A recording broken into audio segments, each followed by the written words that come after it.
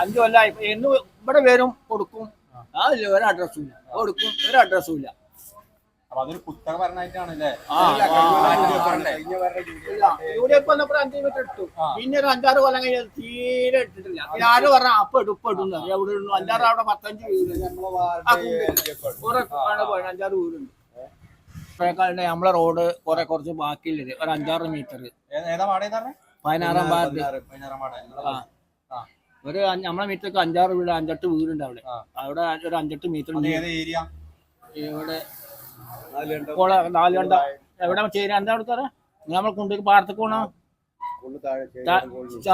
ചേരിയാണ് colony തന്നെ. അവിടെ ആദ്യം ഒരു 5 കൊല്ലം മുന്നേ ഇട്ട് പോയ ബാക്കി ഇതുവരെ ഇട്ടിട്ട് പാസ്സായില്ല. 6-7 മീറ്റർ ഇടാൻ ബാക്കിയാണ്. 5 കൊല്ലമായി എന്ന് ഇവിടെ വരും കൊടുക്കും. അതില്ല ഒരു അഡ്രസ്സും ഇല്ല, കൊടുക്കും ഒരു അഡ്രസ്സും ഇല്ല. അതൊരു കുത്തക ഭരണമായിട്ടാണല്ലേ? യുഡിഎഫ് വന്നപ്പോൾ 5 മീറ്റർ ഇട്ടു. പിന്നെ ഒരു 5-6 കൊല്ലം കഴിഞ്ഞാൽ തീരെ ഇട്ടിട്ടില്ല. പിന്നെ ആര് പറഞ്ഞ അപ്പൊ ഇടും എവിടെ 5-6 അവിടെ 15 വീട് 5-6 വീടുണ്ട്.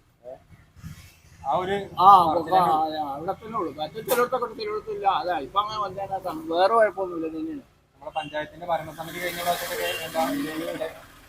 അതിപ്പോ ഓര് പറഞ്ഞാല് നല്ല വികസനം, നല്ല വികസനമാണ്, നല്ല പ്രവർത്തനമാണ്, കുഴപ്പമില്ല, നല്ല ഭരണമാണ് പഞ്ചായത്തിലെ. ഈ ഇലക്ഷനെ കഴിഞ്ഞു. അടുത്ത ഇലക്ഷനെ പിന്നെ കാണുന്നത് വോട്ട് ചോദിച്ചാൻ വരുമ്പോ എല്ലാരും സ്ഥിതി അതന്നെ. ഒരാളൊറ്റക്ക് വരല്ലോ. ഏത് പാർട്ടി ആയാലും ആ വോട്ട് ചോദിച്ചാ പിന്നെ ആളെ കണ്ടില്ല, ഇതുമില്ല.